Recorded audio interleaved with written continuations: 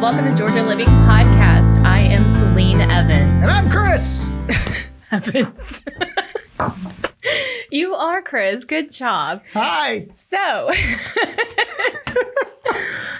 we are going to officially be moving to a bi-weekly format. Yes. It is springtime and we're in high demand. wow. Yeah. Y'all are calling us like crazy. Which is great. We love it. We do. We're just going to have to make a few shifts around with our schedule to make sure that everybody is getting the highest level of service from us.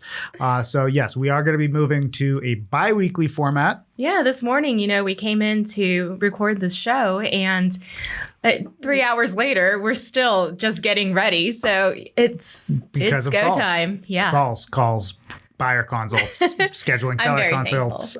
Yes, absolutely. So why don't we talk about the market because it is on. Well, great news. Funny you should ask because it is March 3rd today when we're recording this. So we just have the new preliminary data out for February. We're going to be going into that a little bit later in the show. And really, when we miss those last days of February because it ends, it throws me through a loop, doesn't it? It's such a short month. Yeah. Yeah. Every year. Oh my gosh, we're in March already. Yep. Every year. Yeah. And then every 4 years, it just even kicks you in the side. It's like, extra day. Oh, with the 29. Yeah.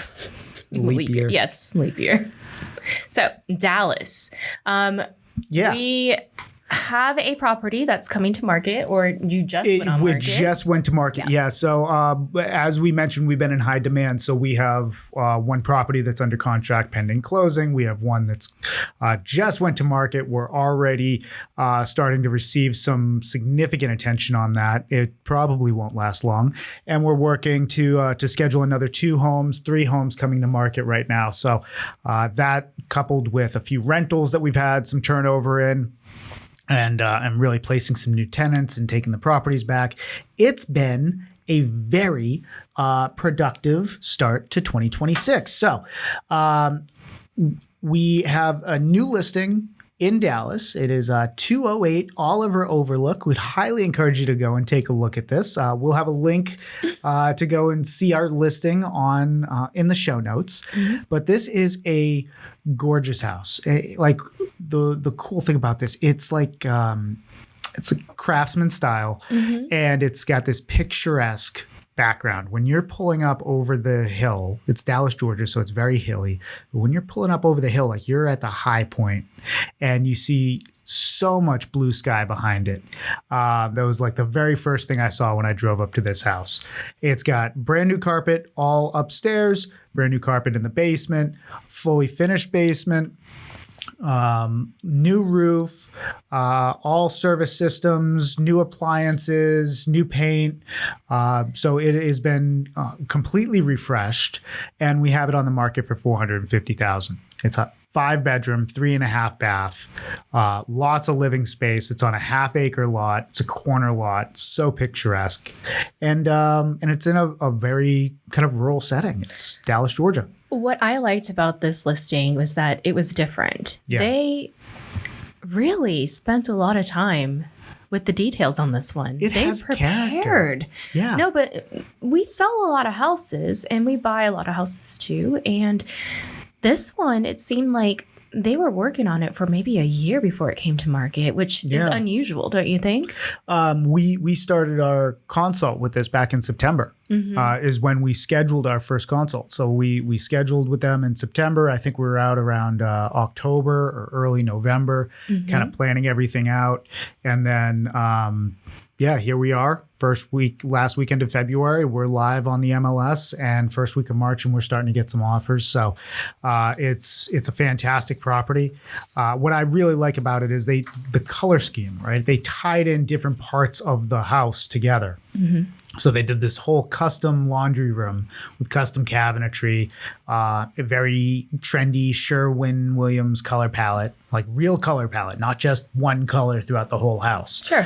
And then they would tie in the kitchen island to that. So you would see some aspects of this color everywhere you would go in the house. And I really like that we're starting to see homeowners embrace color. Oh gosh, it's about time, don't you think? It really is. And then there was like a lot of different contrast between different textures. They had this dark butcher block counter. They did all new plumbing, light fixtures throughout. They redid the hardwood floors, which were a really dark, rich, warm color. Mm-hmm. So it's getting away from this sterile environment of a house. Like it's feeling more warmth, more colors. It's got character. And it's not factory. And I think the market is rewarding that right now. Yeah. Because the amount of tours that we had on this one, I guess we're still early in the market. The amount of tours that we had were very receptive to the market. And we'll see how this plays out. But we're active in it and staying on top of it. So we'll relay what we know and share that with you so you can talk like an expert. But I mean, some other things that it had going for it was new roof. All the HVAC was serviced. So there's a lot there. We've been busy as a family as well. So kind of shifting gears a little bit, talking about, client needs. But we just got to check out a new little location in Georgia. Very first for me and you too, right, honey? So first for the whole family? I did not even know this was an enterprise. So growing up, we only had Six Flags over Georgia, which is down I-20, right? Well, so say what it is. Well, I won't get in there. Okay. Go. It's the big reveal. It's the reveal. No, it's Great Wolf Lodge in LaGrange, or as my GPS calls it, LaGrange. It really does. LaGrange. LaGrange. It was a lot fancier with it saying LaGrange, but... All right. The Great Wolf Lodge. And I did not know that there were 26 locations. I didn't either. Wow. When did this happen, right? Yeah. It's like Six Flags, but Great Wolf Lodge. And wow, this totally blew me away because I did not know a place like this existed. It is so family friendly and so geared towards all ages. When you go in, first, when you roll up, there is this giant wolf statue. Yeah. And it's super impressive. And we rolled up at night, so it was lit and the kids were already going, wow, right? What is this place? And it's lodge-esque, right? As much as a resort could be. I mean, it's heavily visited. It's a hotel's rendition of a lodge. But yeah, it's very cool. It's wolf prints everywhere, wolf themed everything. It's trimmed out and like faux wood everywhere. Mm-hmm. It was themed. Oh, it was totally very well themed. Outdoor themed. There were events going on all the time. There were little activities that they were doing. But the coolest thing for me is that there's an indoor water park. And so we were there for our kids. They had a state conference this weekend. And huge shout out to my son, James. Congratulations on becoming, a leader at such a young age. He is now the 2026 Georgia State Society Children of the American Revolution Registrar. So well done, James. Really proud. You were able to go through that entire name. Yeah. Good job. I've been paying attention. I haven't just been like staring down at my phone in the corner of these things. So we got out there for this conference. And, last year the conference was at a DoubleTree, which was great. But this year it was at a water park. So it always changes every year. So it's fun, right? It was such an amazing venue for this type of event because we show up. There's, the kids are in the water park. We do like a little meet and greet the night before. Saturday, we're doing all the meetings. They're done by 11, and then everybody's in the water park for 3 or 4 hours. It was the perfect amount of time because the kids were exhausted by the time we got back to the room, got cleaned up, had dinner. They all went to sleep super early. And they were worn out. This is the type of place where, there's... Mission accomplished. Yeah, they're like hitting the candy bars and, it was a lot more fun than I thought it would be. And we got to go down all the water tubes. So why don't you report on the actual water park, Céline? Let me back up here. Because really, you are a kid at heart. I am a kid at you heart. You focused on this water park. Totally. I was focused elsewhere. What Did were you you know focused that? on? Okay, so what I found was really interesting was that it felt like almost a quasi-Disney there. Reason being, hear me out, is because they had the coolest wristbands. Oh, yeah. Right. They thought about it, right? And, the entrepreneur at heart in me, I'm thinking, okay, what is this new technology? Or how are they capturing this or that? Or it's fascinating to me. So when you check in, they have this wristband and it has a RF emitter, or what do you call that? Yeah, it's an RFID. RFID. Okay. It's like the magic bands at Disney. Yeah, but not as fancy as that. So it's kind of like one of those party ones, but it's, of course, waterproof because it's a water park, right? But the cool thing about that is that you can tap it and then you can pay for things. So you don't have to have your wallet and you don't have to have a locker. You can literally go from your hotel room down to the water park, and then it's all waterproof. So they're fine too. Yep. And I just thought that was so awesome. They sell interactive toys in the stores. Yes. There are Magic Quest, I think it was. It's their own thing, right? Their own quest that they made up. It's not branded or anything. Or maybe it's their brand. And you go to certain places within the lodge and it's like a scavenger hunt. So even outside of the water park, if you're deathly afraid of being with that many people in a water park, oh yeah, you can opt not to and still have a lot of fun. And I saw so many little kids with their wands, and I've never even thought that part of the wall would light up or this rock lit up or something like that. But sure enough, they're pointing at it and it did. So I just thought the technology that they used was so cool. And that's what I focused on. But you went straight to the water park, which I don't blame you, because most of it's indoors. So I know that we're more conscious about skin cancer. This is a really great alternative for that if you really don't want to be burned or you have, a predisposition to that. And it's just enough for how do I put this? It's just enough for the right amount of time that you should be there. A weekend or a night out. Yes. Yeah. That's what I mean, is that it's a great weekend place to go with your family. Mm-hmm. You don't have to make it a huge vacation, but still have somewhere to go and spend a little bit of money with, souvenirs and stuff like that. Exactly. And it's all ages again. There is a little kid park where it's like a splash pad and they can sit around and splash around with the little fountains. Obviously, we didn't go there. We're a little too old for that, and our kids are too. One of the things they really liked was Lazy River. And this is just I felt like I was kaiten zushi going around there.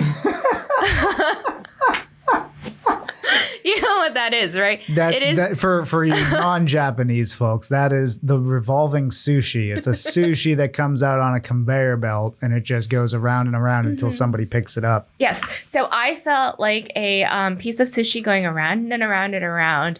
The current was a lot stronger than you would think it is, and that was great until we decided to go on the water slides. Yep. Those were a lot of fun. Again, they really thought well about ages and levels, right? Because you have the terrifying floor giving out underneath you drop kind of slide that you went on. Mm-hmm. Only you, because my survival part of my brain said, nah. I did the one where you kind of like stand up, cross your arms, cross your legs, and it just drops you straight down. Yeah, that was fun. All the rest of your family said no. Well, I can't let my kids grow up watching their dad not do things like that. Like they have to see that, live a little, have some adventure in your life. That's great. I'll just watch you. Okay. Mama wants to live. So, sure. Well. But there were other ones too. Like there were two big raft ones, one with a 4-person and the other one up to 5 people.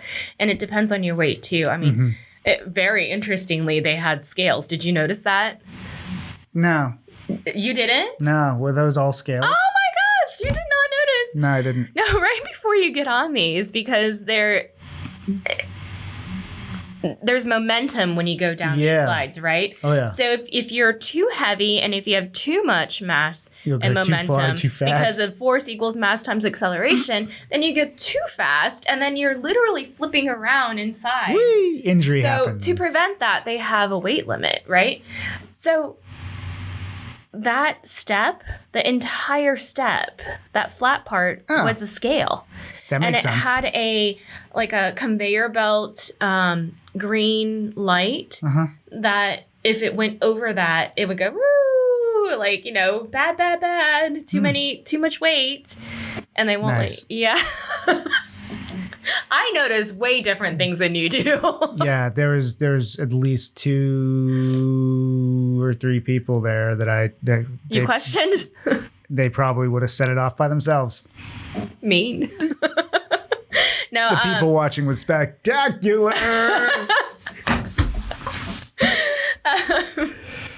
True. Yep. There is that part too. So, but I'm pretty sure this was a cumulative weight. Like, the weight limits in elevators. Yeah. No, that's what I meant. I know. It's not just, I don't think one person would ever do that. So. Okay. Well, so LaGrange, awesome time. Thank you for hosting our conference this year, Great Wolf Lodge. Yeah. If you get a chance, probably a pretty cool day trip destination. It was right out near the Alabama line. So now we are officially into March. It's your month. This is the time of my people. We have about time of your people. 2 weeks left to prep and celebrate and get out your green, because St. Patrick's Day is right around the corner, y'all. And we'll be visiting Savannah this year. So you can expect our little report on that when we get back. But if you want something that's a little bit closer to home, we've got some great events coming up, and that starts with Northside St. Patrick's Day Festival. This is going to be in Sandy Springs. Starts so the festival is on Sunday, March 15th. There's going to be a vendor village that opens up at noon. The opening ceremony is 12:30. They'll have a main stage opening at 1, and this will be a run basically from noon until 6 p.m. It's a family-friendly event featuring live Irish music, food vendors, kids activities, and there are community fundraising components here, including a 5K race. This benefits local charities and to prevent hunger. So all Irish people are descendants of survivors of the Great Famine, and this is a big so for the Irish people, hunger is a big cause. Mm-hmm. So this is they're trying to raise $10,000 to help fight hunger here locally. So great cause, great people, great event. Speaking of Irish, you found a new local pub, didn't you? Yes, I have. Yeah, let's give him a shout out.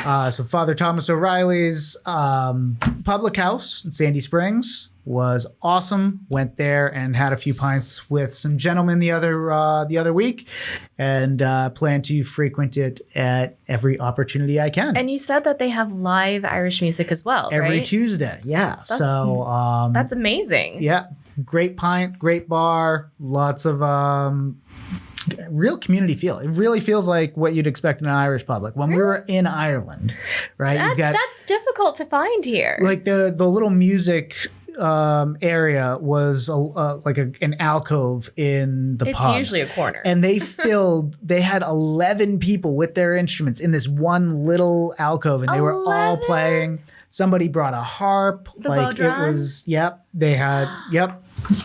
Wow. It was really cool. And they were like switching it up, and they'll play, until like 10 o'clock usually. So it's just, that music is really fascinating because we have the Appalachian music, and because of the history and the migration and how we got that here in the southern states. It's really cool. The Irish settled in Appalachia, and that their traditional music kind of became what is bluegrass and folk. Yeah. And, had a lot of fiddle. Like that was the big thing in the South. So we've got a lot of other events happening throughout March. The weather is starting to get nice, and we've got the All for Kids Children Consignment Sale coming up. Céline, why don't you mention a little bit about that and what else is happening throughout March? This is probably our 12th year doing All for Kids. We've used them for 13th year? Yeah. Holy cow. We did it before he was born. Okay, well, it's a consignment sale for children's clothes, and you know that children grow like weeds. And 1 month they are maybe 2 inches shorter than they are currently. The other month they grew out of whatever you had planned again. So this is a great way not to burn a hole into your wallet. It's consignment clothing. It's all really great quality. It is on March 12th to the 14th, all of those days. It depends on who you are, and like if you're a first-time mom, you can get in a little bit earlier. Hero worker, I believe, if you're EMS or anything like that, they have different levels. And we'll post links to the website so you can go and take a look. So anyways, 9 a.m. to 6 p.m. daily in general, and this is going to be at the Cobb County Fairgrounds. If you have so much stuff like we did before we threw it all out, you can sell a lot. This is a great way to not just dump it, but to get a little bit of money out of it too. Maybe they need a new outfit that's something else. Turn those old ones into money for that. Wonderful, wonderful place. Oh, definitely. We also have the Georgia Food and Wine Festival coming up March 27th through 29th. There'll be a special event featuring a chef's table experience on March 25th. Cocktail hour 6:30. Dinner is 7 to 9. A full weekend of tasting, chef showcases, and culinary events. We'll have that information on the links as well. This is new. Yeah. Came across this. There is a East Cobb Renaissance Fair. It's at the Art Place at Mountain View. So that is a smaller venue. It's not what you're thinking on a fairground or anything. So judge accordingly, right? Saturday, March 28th, which is my dad's birthday. Happy birthday. 11 a.m. to 4 p.m. Apparently, they're going to be nights, vendors, costumes, and there is a surprisingly strong turnout every year. Yes. So from 11 a.m. to 4 p.m., I'm looking at the website right now. It is the Cobb County Public Services Ren Fair. Okay, so this is hosted by Cobb County Public Services. It's at the Mountain View campus, which the new event is being presented by Cobb Parks in collaboration with Cobb Libraries and Senior Services. It's designed as a fun, single-day, family-friendly prelude to the Georgia Ren Fair Festival in Fairburn. Which is long running. Yeah, our goal is to bring the sights, sounds, and activities of the Renaissance era closer to home right here in our own community. We envision an afternoon filled with demonstrations, performances, food, crafts, and interactive activities that showcase the spirit of the era. Very cool. So it's the East Cobb Ren Fair. Wonderful. We also have some other things that are coming later to the square, right, honey? Mm-hmm. So they do have screenings, and you can bring a chair, grab dinner nearby, maybe Allen Square or the local, right? Yeah. Or there are a few other places too. And you can enjoy an outdoor movie night in the heart of our city. So there are different ones, and you can find that online as well. Excellent. We'll have all the links in the show notes and on selectrealty.com.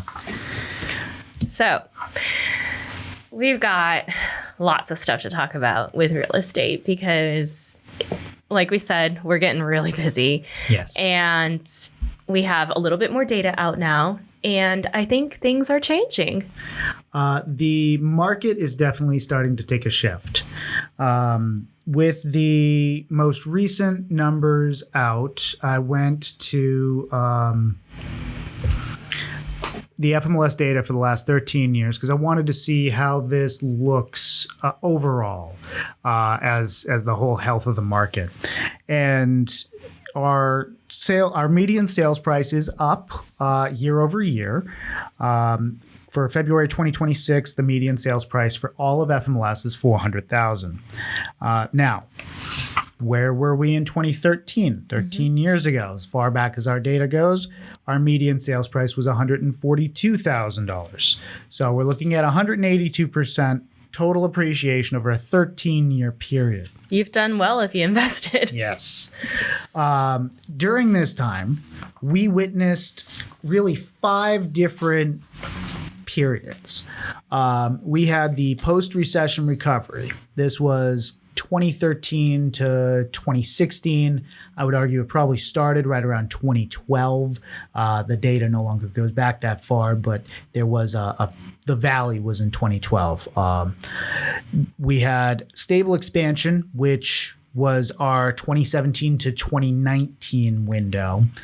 Towards the end of that, three-quarters of the way through 2018 into 2019, the Fed had started raising rates. We knew we were going to go in that direction until we hit the next phase, which is our pandemic surge. This was 2020 to 2022. The insane years. Yes. So everything came to a grinding halt when everything shut down. We were the essential workers, but our clients weren't anywhere to be seen. So we're out doing our thing. And then the Fed takes the interest rates that they were raising and drops them basically to zero, bringing the ability for people to get a 2.5% interest mortgage into the window. Everything goes crazy during this time. This is the surge. We're paying $50,000, $100,000 over ask because we need the house. This is a great interest rate until inflation started catching up with us around August of 2022. So halfway through 2022, we start slowing down. Interest rates start going up. Interest rates really start going up into 2023. We hit a high of around 8.5% for some of the mortgages that are what we witnessed.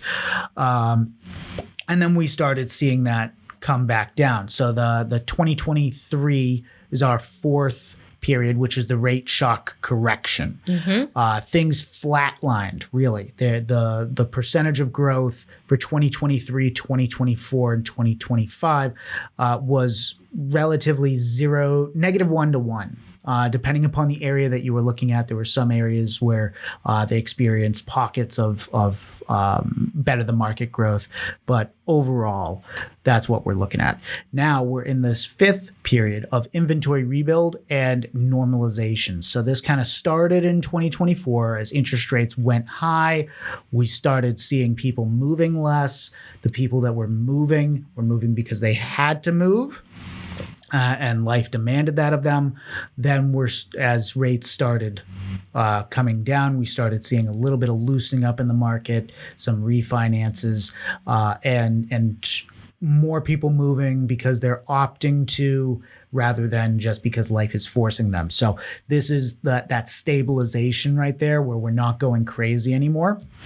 And then now for our current position, because that kind of brings us to today, the prices are at or near historic highs, generally speaking. As somebody who's been a real estate broker for going on 16 years now, the one thing I have found is that real estate values are almost always at or near historic highs. That's because real estate goes up every year. So when you only hear very few times it's gone down. There's been in the history of real estate, and they've been tracking real estate for over 80 years, back to post World War II America. There have been 7 years prior to the pandemic where real estate declined. And it's not even close together either. No, 2 of them there was no decline. It was 0. And that was in 1990 or 91. And then the other year was -1. And that was either in 1990 or 91. I don't remember which the order was. And then you had the 5-year period basically of the global financial crisis where everything, the whole system had collapsed. And we are not in a position where we're having systemic collapse. We actually have a very healthy system. The loans are underwritten well. So the only risk that we really have to our housing market is the employment market, because as long as people remain employed, these mortgages should remain paid. Well, I have something to point out, though. Yes. So the last phase that you talked about, 2024 to 2026, rebuild and normalization. We've been underbuilding for 10 years plus. You know, I don't think that we can even call it a rebuild. I think we can call it a restart, maybe. Inventory rebuild. So this is, by the interest rates being higher, we have fewer buyers in the market, which means our inventory on the market has expanded. So when we were in the... That's what you mean. Yeah. So a limited view of great it. question. Mine's so more macro. Our third phase, which was that pandemic surge, right? During that time, because of the demand, our real estate inventory actually went down very low. There were times where the whole Metro Atlanta market had an under 1 month inventory supply. It was like 0.8. And on the flip side, remember that billboard that we used to see off of 285? It ran out of spaces at one point because we had too many houses on the market. That was in the global collapse, yeah. Right. But when the interest rates went up, buyers stepped back, we had homes sitting on the market longer. So now our days on the market are rising from the 2021 to 2022 extremes. And you had perfect timing there because it kind of flows right into where we are today. The inventory levels today are much higher and they're pushing into buyer market territory. So the days on market are rising from the low extremes that we had to now a much higher end of that spectrum. Negotiation leverage is shifting towards balance because of this. So the question every seller needs to ask themselves today is, what is the value proposition of my house? Is my house just like every other house that's available for sale? In which case, the only thing I'm negotiating on is price and location. Mm-hmm.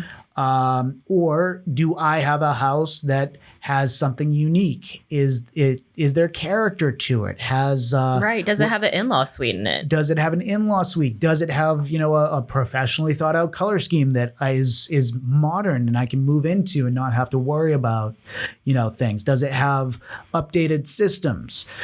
Can the buyer buy your house and not have to worry about replacing an HVAC in the next 2 years or 6 months? I mean, these are things that go through the mind of the buyer. So to understand how to position yourself as a seller, you need to think like a buyer and then offer that value. Mm-hmm. So there's balance here. If you've got the house that's like has everything that the buyer wants, then there are still situations of multiple offers. But right now, if you're the buyer and you're looking for a good opportunity, there's going to be plenty of sellers that are going to pay your closing costs, and they're going to pay your agent's commission, and they're going to offer concessions on repairs, and they may even give you a home warranty or do the carpet cleaning or professional cleaning for you.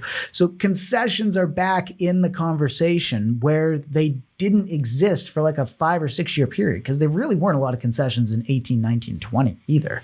No, it was take it or leave it. A lot of them, because inventory was kind of low, and on the good ones, right? We were starting to negotiate some concessions back in, but it was definitely more of a seller's market. Today, a little bit more balanced, or in the buyer's favor. So overall, prices aren't crashing. They're consolidating at higher levels, is what we're seeing. I don't hear the doomsday people anymore. No. And last month when we got that data out, I took the 13-year graph and I kind of overlaid a linear line on it. And yeah, we saw this huge spike in 2021, 2022 in values, but then it flattened over 23, 24, and 25 to kind of bring us back to where that natural trajectory would have had us if we didn't go through that whole crisis and, lose our minds.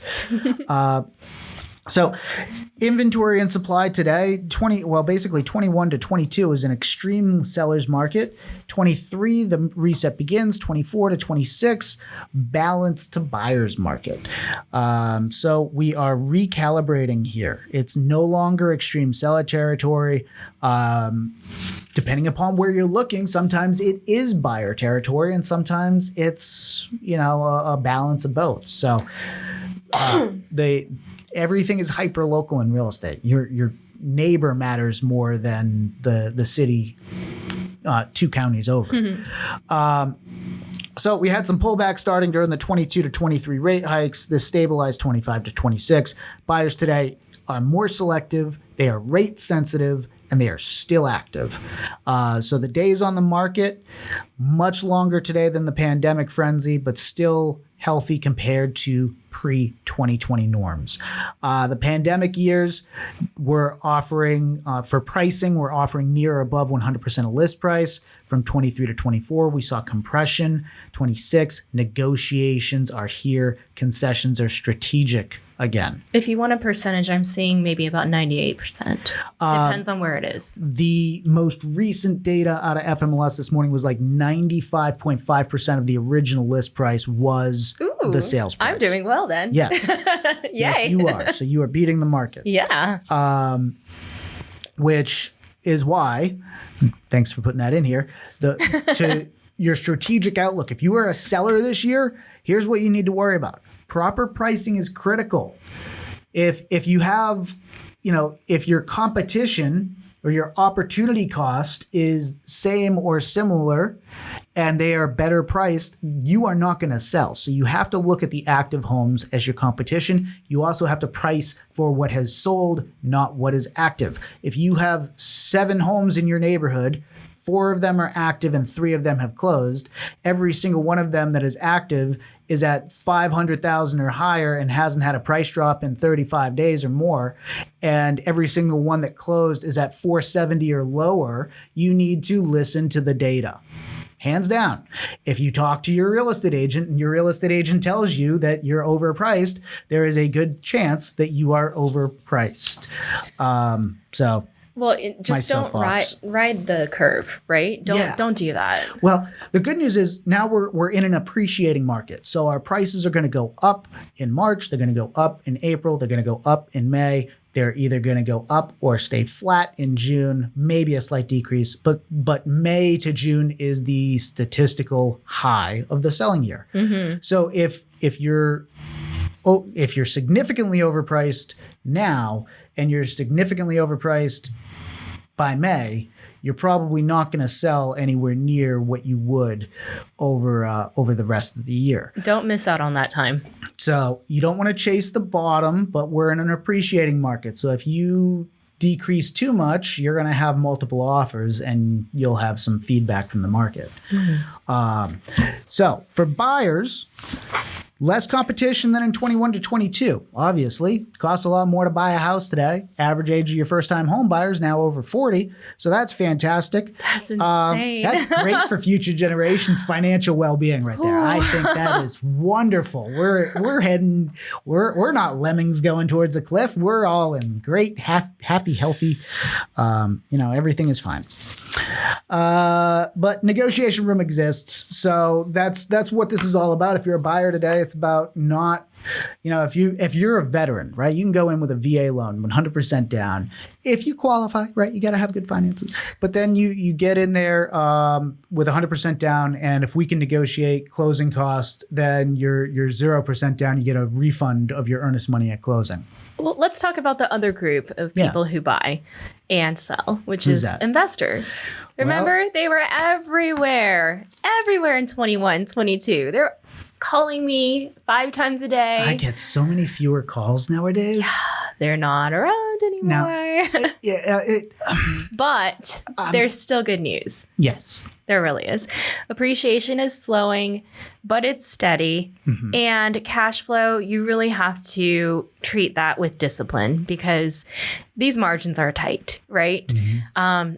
It's not a seller's market anymore, like you said. Mm-hmm. And so really be careful in selecting your submarket because location is going to matter, but also your product matters too.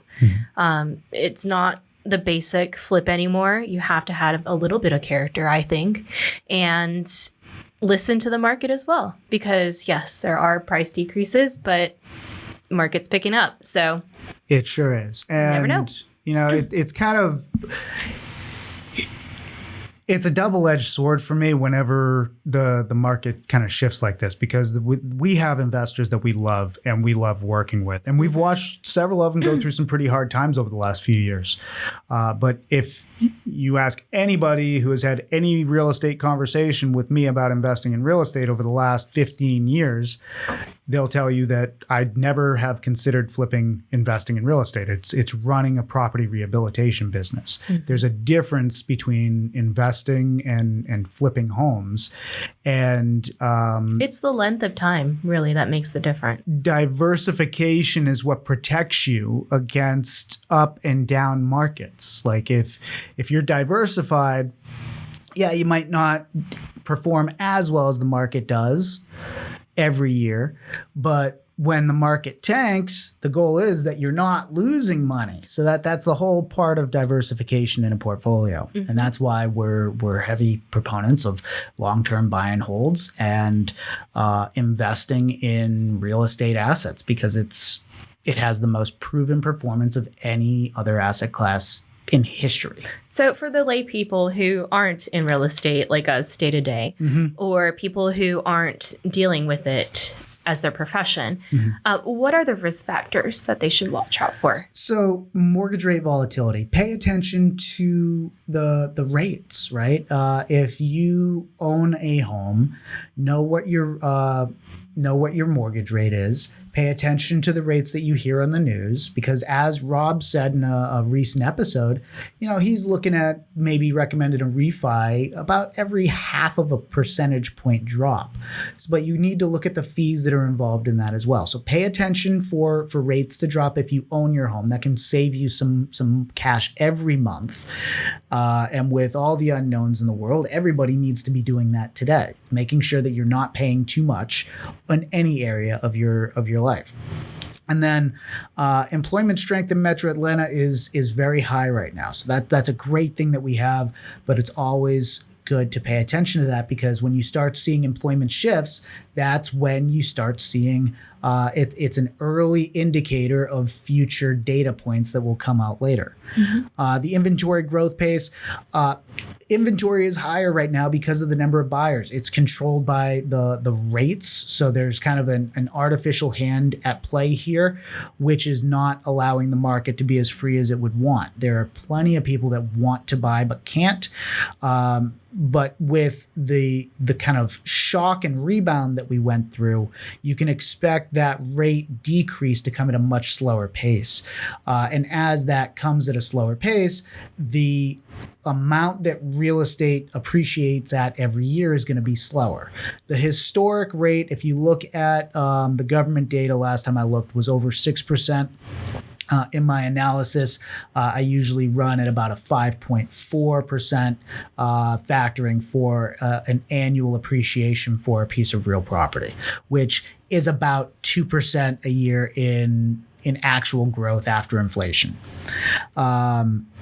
A couple other things that we want to watch for are builder activity, right? When builders stop building, that's probably a sign of some rough times ahead. Yeah, not like they want to stop. Yep.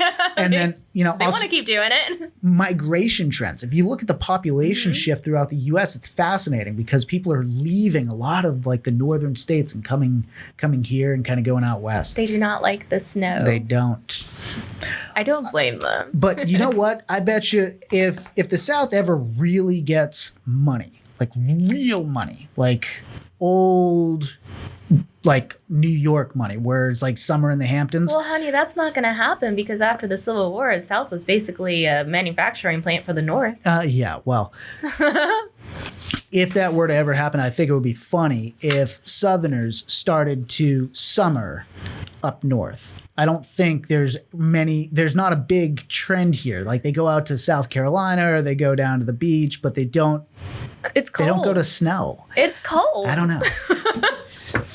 Random thoughts across my brain. The furthest north I'll go is DC. Closing line here with the market. Metro Atlanta not crashing. We're in a recalibration, and in real estate, this recalibration, it's going to create opportunity. It's going to create lots of opportunities for buyers, in my opinion, but also some great opportunities for sellers. And remember, if you are selling and buying and you're doing it in a similar time of year in a similar market, it doesn't matter the condition of the market, because whatever you get on the seller's side, you're going to get on the buyer's side, in the opposite. And that's kind of how we always look at real estate. If the buyer's willing to pay you less, well, when you go to buy the next house, you're going to be willing to pay less to that seller. And that's just kind of how the story works. So we're here. If you have any questions, you can always get in touch with us. Or you can read our book. Yes, we are authors. We are. So From the Ground Up, it's available on Amazon and Audible. How two millennial high school sweethearts created a multi-million-dollar real estate investment portfolio from scratch, and you can too. Or if you want to talk real estate, you can reach out to us. SelectRealty.com, 2 L's in Select, or SimplyListAtlanta.com. If you have any commercial needs, you can reach out to us at toacommercial.com. Or you can call us at 770-509-0265. We're always here for you. Please subscribe, like, and share. That's a lot. Anything else? No, I think we're good. We'll see you later. Bye. Bye, y'all.